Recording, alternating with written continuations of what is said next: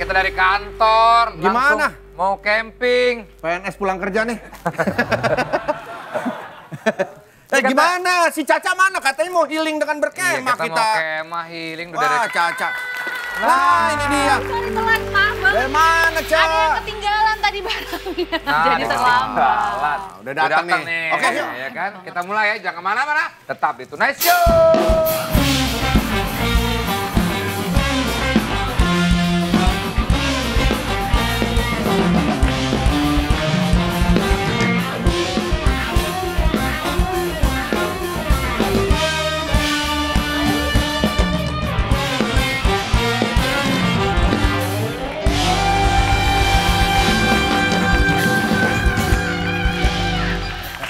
Iya, ya selamat malam. Assalamualaikum warahmatullahi wabarakatuh. Waalaikumsalam warahmatullahi wabarakatuh. Selamat datang buat teman-teman yang sudah hadir di studio Tonight Show malam hari ini. Halo, hai. Main musik juga, whole crew, mudah-mudahan semua sehat. Amin. Caca, Vincent, ya. Ape, Udah, Putri, jangan satu-satu. Malam hari ini sudah bersama kita akan healing berkemah Marsyanda. Cak, silakan dulu. Duduk, Cak. Ini nggak berasa ya, udah setahun ya, Cak ya? Udah setahun. Tahun lalu terakhir kita ngobrolin seru banget tentang kesehatan mental ya. Sekarang kita mau ajak lo, nih kita di hutan, di gunung, kita mau healing ya. Healing. Oke. Kan sekarang anak-anak sekarang bilangnya healing. Menurut lo penting nggak sih sebuah healing itu atau sebenarnya Kalau hanya yang sekedar sebutan saja? Iya, yang gue dengar tergantung itu mereka mengartikannya apa. Karena kalau healing yang sesungguhnya itu nggak enak. Healing yang real itu kita mesti ngakuin kalau kita itu lagi punya masalah. Dan kebanyakan orang tidak mau ngaku kalau mereka sebetulnya lagi nggak apa-apa. Lagi tidak apa-apa. Betul. Ini ngakunya ke diri sendiri atau ke orang-orang? Ke orang-orang aja enggak, artinya ke diri sendiri dia juga sangat nggak mau. Mostly orang gitu. Makanya kenapa ada stigma banget kalau orang datang ke ask for help, misalnya ke psikolog, ke terapis, itu masih dianggap kayak, lo kenapa lo punya masalah ya? Kayak itu sesuatu yang buruk, padahal siapa sih yang nggak punya masalah? Betul. Kali gue baru tahu nih healing nih ternyata ada bagian yang enaknya, ada bagian yang sebetulnya kalau kita mau bener-bener heal, menyembuhkan trauma, entah itu trauma masa kecil, trauma dari hubungan di masa lalu, apapun itu. Wah, itu kita mesti melihat hal-hal yang berada di shadow kita lah gitu, dan itu nggak nyaman sebenarnya. Kalau lu sendiri punya pengalaman ya healing. Kalau healing versi lu gimana waktu itu? Kalau aku bikin singkatan, jadi menyimpulkan healing itu ada 3 kata. Singkatannya ADER. Singkatannya admit, detox, reborn. Waduh. Jadi, ADR. ADER kan detox, DR. Iya. Iya. Jadi pertama harus admit dulu, dulu. Ngakuin dulu. Gue butuh bantuan. Punya masalah nih, gue butuh bantuan. Betul. Gue sedang tidak apa-apa. Gue sedang lagi nggak ngerasa nyaman, apapun itu masalahnya. Yang kedua, detox. Proses detox bisa macam-macam, bisa meditasi, bisa journaling, bisa lewat hipnoterapi, macam-macam lah. Ada yang detox sosmed, ada kan dengan gadget, ada detox begitu. Reborn berarti seakan-akan kayak dilahirkan kembali. Setelah proses detoxnya dilewatin. Tapi kan berbagai macam problem itu ada, kan nggak mungkin kita bisa lupain dong. Kalau reborn itu berarti kita lupakan. Kita terakhir kembali. Lupakan itu artinya kita menyangkal. Menyangkal itu beda sama healing. Menyangkal itu bisa dibilang denial. Kalau healing mengakui, kalau menyangkal ya ujung satunya. Nggak mau mengakui. Enggak kok, gue nggak apa-apa kok, gue baik-baik aja. Caca ini sekarang aktif banget sharing tentang kesehatan mental di sosial media. Kita lihat dulu seperti apa ya ini dia. 3 natural ways to handle depression and anxiety. Kalau kalian punya tantangan mental seperti gue, jadi sering ngalamin depresi atau kecemasan, 3 cara untuk mengatasinya adalah: pertama, bersosialisasi. Yes, ngobrol dan saling support dengan orang-orang tersayang. Kedua, berkarya. Create something that you love. And third, move. Yes, gerak. Entah beres-beres, olahraga, keluar rumah cari matahari. So just remember, bersosialisasi, berkarya, dan bergerak. I hope you feel happier and you feel healthier. I love you. Bener tuh, untuk depresi sih gue tahu ya, hindari ruangan gelap, Sering-sering ketemu sinar matahari. Oh itu ngaruh banget. Sering berjemur, sering olahraga juga, ya kan? Iya, betul. Tapi kalau kecemasan, Parkur. panik, ya bisa olahraga juga tuh, parkur ya. Yang loncat-loncat gedung Iya. Iya. Kalau kecemasan, kadangkala orang nggak ngerti itu apa panic attack. Dia yang tahu dia cuman kayak, ya gue kenapa nih, gue kenapa? Padahal dia anxiety gitu. Iya. Kalau itu apa sih yang metode yang simpelnya untuk ngilangin itu, Cak? Yang lo tau lah. Ada namanya kita ngasih skor. Jadi gini, Skor. kalau lagi ngalamin panic attack misalnya ya, panic attack, terus kita bisa nanya ke diri sendiri, scoring itu ke diri sendiri, atau kita punya teman misalnya pacar yang sering sama kita, atau teman sahabat kita, atau mama, siapapun lah. Itu kita ajarin mereka, ada dua tahap. Yang pertama, kalau misalnya kita ngerasa nih mulai, oke, ini kayaknya ada sesuatu nih, kita ngomong dulu, misalnya aku ya yang panic attack, aku nggak ngajarin Kak Vincent misalnya. Nanti Kak Vincent tanya ke aku, Cak, coba dengerin ya, gitu. Yang nanya gitu ke aku, terus ini panic attack atau bukan? Nah, aku harus refleksi tuh, ini panic attack, artinya apa sih kalau panic attack tuh, dia tiba-tiba muncul tanpa alasan, padahal lagi baik-baik aja, tiba-tiba aku kacau. Tapi kalau aku misalnya baru abis dibentak orang di depan umum, dimaki-maki, ya wajar gue tiba-tiba nangis atau apa gitu kan, contohnya. Jadi kalau misalnya ternyata jawabanku adalah, ini panic attack.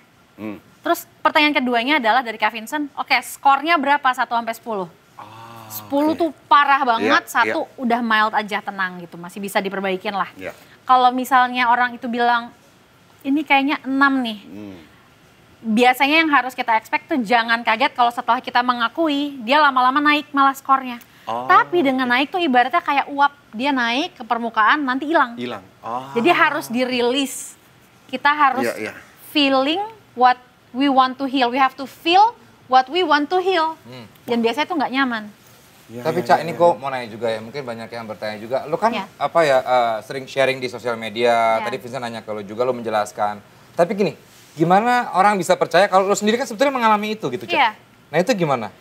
Iya, memang aku kan punya pengalaman untuk di area depresi dan bipolar disorder, trauma, manic episode dan lain-lain gitu. Jadi justru aku nggak tahu kenapa malah dengan aku open ya soal itu gitu, aku open journey aku ketika aku lagi di bawah, aku sharing juga nggak hanya ketika lagi happy doang, aku sharing secara umum, open.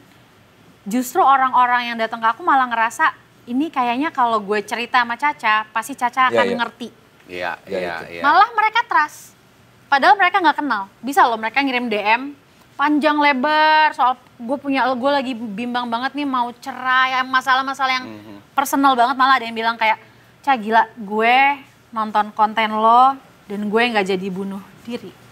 Gue nggak jadi mengakhiri hidup gue berterima kasih sama lo. Nah itu yang kayak bikin aku, wow ternyata hidup gue ini yang penuh lika-liku bisa bermanfaat gitu sih. Dan itu bukan healing buat orang, maksudnya penyembuhan buat orang, tapi buat lo diri lo sendiri juga kali ya? Yes.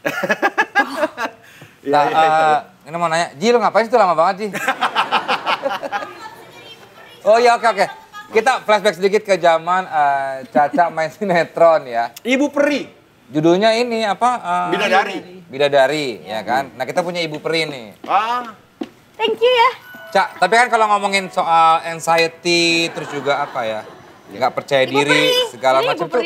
Apa yang mungkin dari kita sendiri apa sih yang harus di... Ibu Peri. Ngapain sih? Lo ngapain? Enggak gimana sih? Mah kali lo kalau Peri. Bukan Ibu Peri. Peri. Aku jadi Ibu Peri. Terus mau ngapain?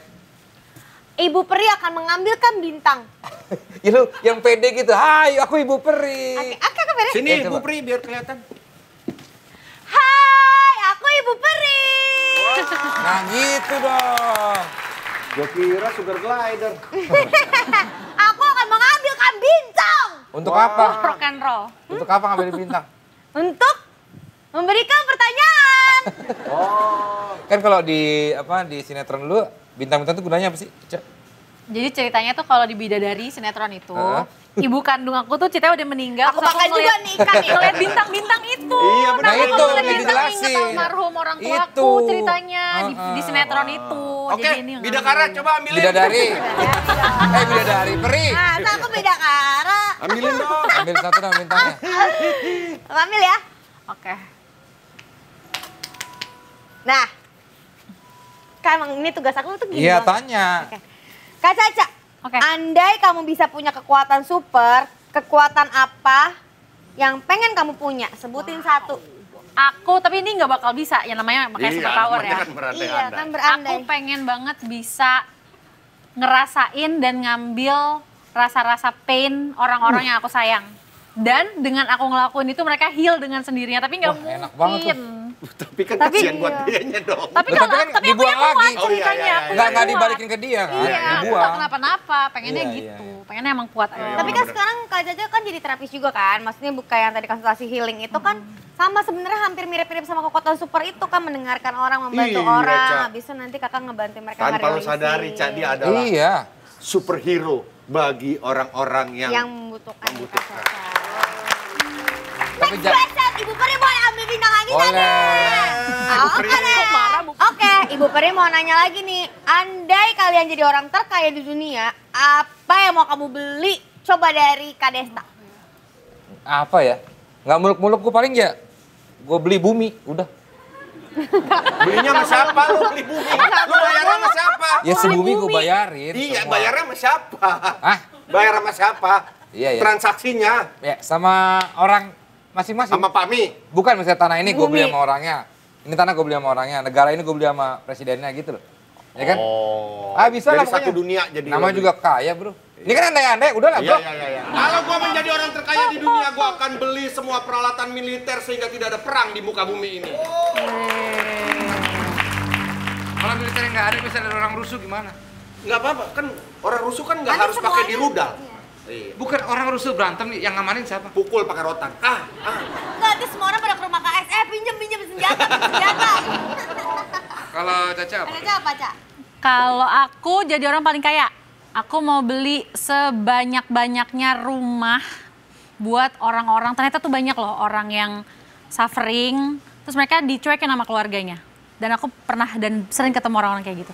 Entah ditinggal di kayak panti, entah ditinggal di pesantren, sampai hari akhir hidupnya keluarganya cuma biayain ibaratnya sewanya doang, nggak dikasih edukasi, nggak dikasih perhatian.